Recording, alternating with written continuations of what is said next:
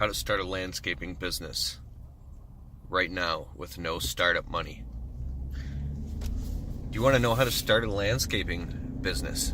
Are you trapped in a dead-end job? Are you pulling your hair out and maybe you're trying to get this thing off the ground because you hate your job and you're not making enough money, but maybe you're afraid that you can't get this business off the ground? Maybe you're afraid that you don't have the money for the equipment and the insurance. Maybe you have a new family and you're afraid you won't be able to make the bills. What if winter comes? You're trapped and you're stuck and you're in anxiety and you're afraid and you don't know what to do, and you're reaching out and you're looking for videos on the internet. You're looking around, you're researching and you're studying, and day after day goes by. Nothing's going to change unless you change it. And the definition of insanity is to do the same thing over and over to expect a different result. My name is Keith Kelfus, and 6 years ago I was stuck in a dead-end job, and I was only making $10 an hour at the age of like 29 or 28 or something, and I've been fired from many jobs. And what made me start my landscaping business, it's in the six figures now, was actually my goal this year is to hit $250,000. It's a lot to some, it's peanuts to others. It doesn't matter. It matters about what your own personal journey is and what you're willing to face and how fast you're willing to face it, okay? But what I want to share with you is that I was flat broken and desperate, in debt, with debt collectors calling me and attorneys calling me an eviction notice on my doorstep. I had no money to start a business, but I knew if I didn't make those payments to those debt collectors and that eviction notice, that I was going to end up homeless again. And now I had a fiance.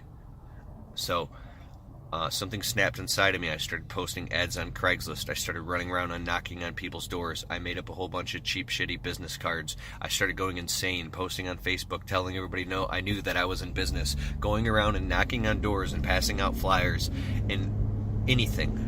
I would go pull people's weeds. I started the business out of the back of the trunk of my wife's car because I had no license, no driver's license, no job, no car, no money. And my wife was dropping me off to work in the morning before she went to work at a shitty lawn care job for $10 an hour, and then picking me up at night. She's a good woman. I felt like such a piece of shit. I considered suicide, but I knew that was the weak way out. I knew that I had no choice and there was nowhere else to run. There was no ship coming to save me. And I knew that my ego was lying to me, and the more I suffered and cried about it, and the more pain that I went through, nobody was going to let me off the hook. And God, or the universe, has already had mercy on me so many times that this was the last straw. There was no more mercy for me. I was up Schitt's Creek without a paddle and on a dead-end road and down in a valley. And I knew that the only option left was to bootstrap it, put on my fucking big boy pants.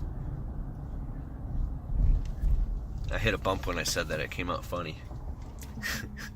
But to bootstrap it and put on my fucking big boy pants and literally go out there and do the scariest thing ever was to get rejected and get on my hands and knees like a bitch and start pulling people's weeds.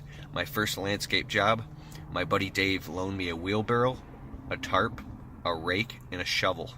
And I took my rent money and dumped out change, and I went and got a piece of shit pair of Black & Decker shrub trimmers from Home Depot for like $38. And I showed up on somebody's property and I trimmed their shrubs. I didn't even have a blower. And then I raked it all up and I cleaned it for like $40 or something. I didn't even know what to charge. And then the neighbor came out, and then I did the neighbors, and then I was taking my wife's car and we were fighting because I was using her car to go do these landscape jobs and coming home with the bags of weeds in the back of her trunk, right? And then I borrowed her dad's truck, my wife's dad's truck, to do my first landscape job for $150, mulch and everything, right? But anyways, we were barely paying the rent. No, I'm sorry. We had a few days to be evicted. And I don't know how the hell I did it, but I managed to get my driver's license back and get this piece of shit truck off Craigslist for $600 called the Blue Goose. It was a 93 Dodge Dakota with 250,000 miles on it, covered in rust with the paint falling off. I got in that truck and it put insurance in my wife's name because I couldn't even get insured, right? And you know, looking back, I love this woman. I'm married to her now, and she's hot. But